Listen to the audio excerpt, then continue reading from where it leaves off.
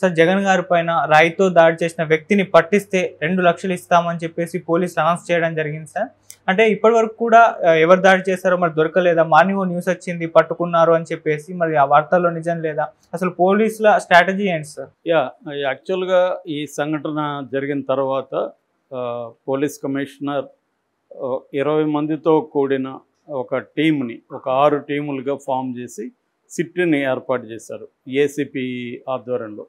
So ఈ SIT ఇప్పుడు దీని మీద రకరకాలుగా పనిచేస్తుంది. యాక్చువల్గా ఇప్పటి వరకు అయితే ఉన్న ఐడియా ప్రకారం ఇది అజిత్ సింగ్ నగర్లో జరిగింది. అజిత్ సింగ్ నగర్ జరిగిన స్పాట్కి దగ్గరలో వివేకానంద స్కూల్ ఉంది, ప్రైవేట్ ఇన్స్టిట్యూట్.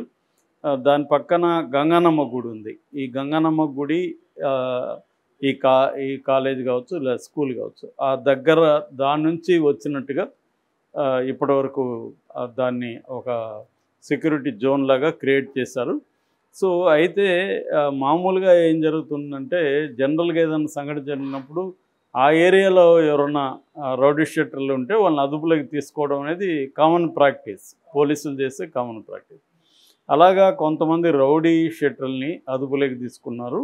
అందులో ఒక అతని పేరు మాత్రం బోండా బొమ్మ కూడా చెప్తున్నాడు. వంకా సీను అనే ఒక రౌడీ షీటర్ని వాళ్ళు అదుపులోకి తీసుకున్నారు.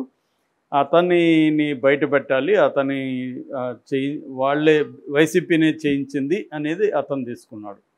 అంటే రౌడీ షీటర్ల దగ్గర వైసీపీ అటాక్ చేశారని. సో అదే ఒకటి చేశారు. తర్వాత ఆ స్కూల్లోనే 25 సీసీటీవీల ఫుటేజ్ కూడా పోలీసులు తీసుకెళ్లారు. తర్వాత 3 సెల్ ఫోన్ టవర్స్ ఉన్నాయి ఆ పరిధిలో. 3 సెల్ ఫోన్ టవర్స్ పరిధిలో 20,000 ఫోన్లు యాక్టివ్గా ఉన్నట్టు గుర్తించారు. 20,000 ఫోన్లు డేటాని అనలైజ్ చేయడం అంత ఈజీ కాదు కదా ఇవాళ, దానికంత టైం పడుతుంది.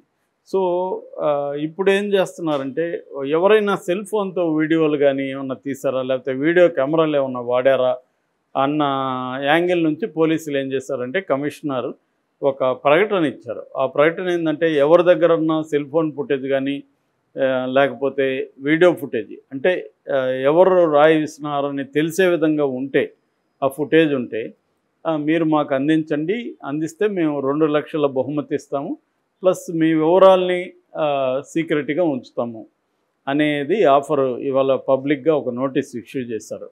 అంటే వీళ్ళకి ఏంటంటే, ఇప్పటికి కూడా కన్క్లూజివ్ ఎవిడెన్స్ అని ఏమి ఇంకా దొరికినట్టు లేదు. సో ఈ కన్క్లూజివ్ ఎవిడెన్స్ కోసం ఏం చేస్తున్నారంటే, ఇటువంటి ప్రకటన కూడా వాళ్ళు తీసుకుంటున్న చర్యల్లో ఇదొకటి అనమాట. అంటే ఎక్కడైనా, ఎందుకంటే ఇప్పుడు జగన్ వెళ్ళినప్పుడు కానీ ఎనీ లీడర్ వెళ్ళినప్పుడు అనేక మంది సెల్ ఫోన్తో వీడియోలు తీస్తుంటారు. సో అట్లా ఏమన్నా ఉన్నాయా, భయపడి వాళ్ళు ఇవ్వకుండా ఉంటే అలాంటి వాళ్ళ కోసం బహుమతి ఇస్తాము, ప్లస్ మిమ్మల్ని మేము సీక్రెట్గా కూడా ఉంచుతాము అన్న ఒక భరోసా ఇవ్వడం ద్వారా ఎవరైనా తీసుంటే వాళ్ళు భయపడకుండా ఇచ్చే అవకాశం ఉంది. రెండోది 2 లక్షలు డబ్బులు వస్తాయని కూడా ఇచ్చే అవకాశం ఉంది. సో ఇది కూడా రొటీన్గా చేసే కార్యక్రమం. మామూలుగా ఇలాంటి క్రైమ్ జరిగినప్పుడు జనరల్గా పాజిబుల్ స్పాట్ ఏది అనేది చూస్తారు. అట్లా ఇప్పుడు పాజిబుల్ స్పాట్ని రౌండ్ ఆఫ్ చేస్తారు. ఇప్పుడు ఆ ఏరియాలో ఉన్న రౌడీ షీటర్లను కూడా పోలీసులు అదుపులోకి తీసుకొని విచారిస్తున్నారు. అంటే వాళ్ళ వేరబోర్డ్స్, ఈ సంఘటన జరిగినప్పుడు వాళ్ళకి ఏమన్నా ఎలిబి ఉందా, ఎక్కడున్నారు ఏంటి, అవన్నీ కూడా తీస్తారన్నమాట. అంటే ఎవరు చేసి ఉండొచ్చు. రెండోది ఏంటంటే, దీన్ని పోలీసులు ఎలా చేస్తున్నారు, రాయి విసురుంటే ఆ రాయి అక్కడేం దొరకలేదు, కింద పడిపోయిందా ఏం తెలియదు. అంటే అతని జగన్కి తగిలింది, తర్వాత వెల్లంపల్లి శ్రీనివాస్కి తగిలింది, ఇద్దరికి తగిలింది.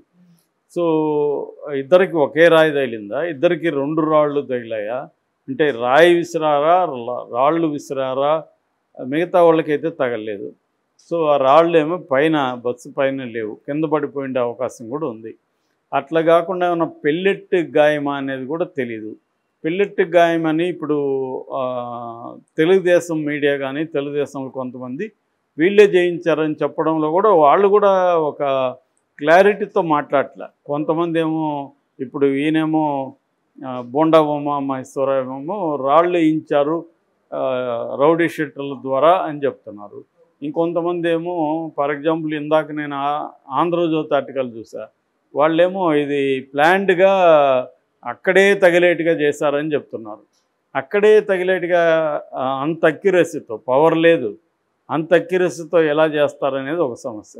దీనికోసం ఇంకొకటి తీసుకొచ్చారు, అదేంటంటే పెల్లెట్ అంటే ఎయిర్ గన్తో చేశారు అన్నారు.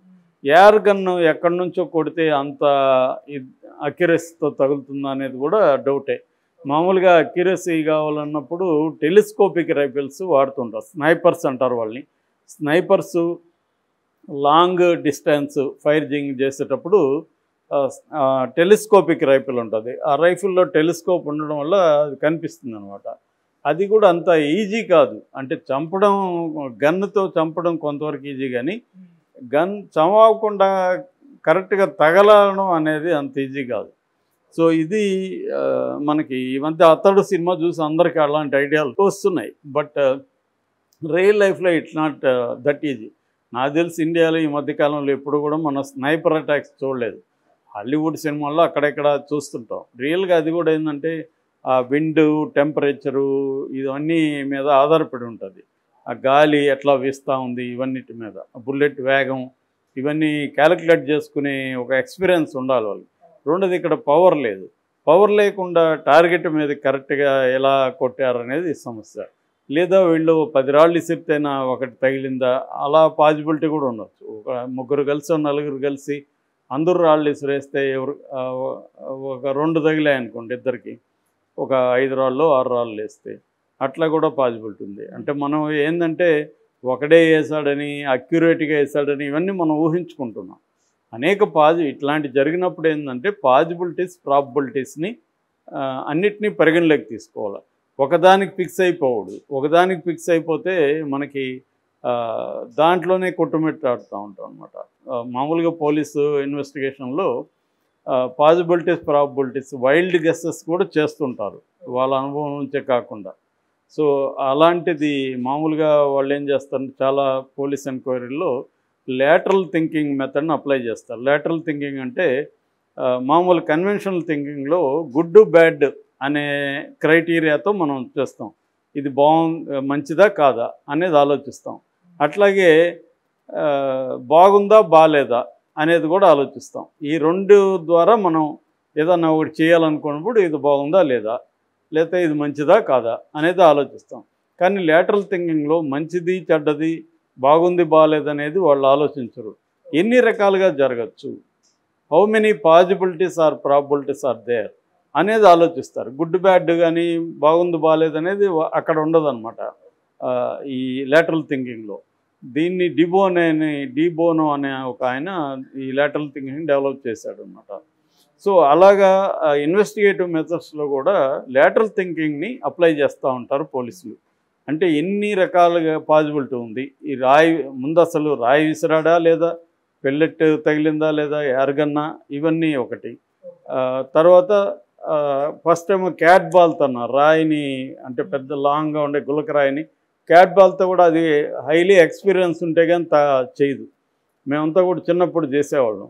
సో అది అంత వెరీ డిఫికల్ట్ అది. సో అందులో చెగట్ ఉంది.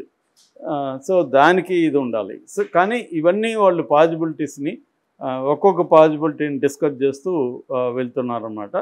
సో ఈ క్రమంలో ఏమన్నా వీళ్ళు సాధిస్తారని చూడాలి. ఏదేమైనా ఇది భద్రతా వైఫల్యంగా కేంద్రం కూడా గుర్తించిందని చెప్తున్నారు. అందుకని జగన్కి ఇప్పటి వరకు ఏమంటే అక్కడ నైట్ క్యాంపు దగ్గర ఆక్టోపస్ విభాగం ఉంది. ఆక్టోపస్ అనే ఒక స్పెషల్ పోలీస్ విభాగం సెక్యూరిటీ ఉంది.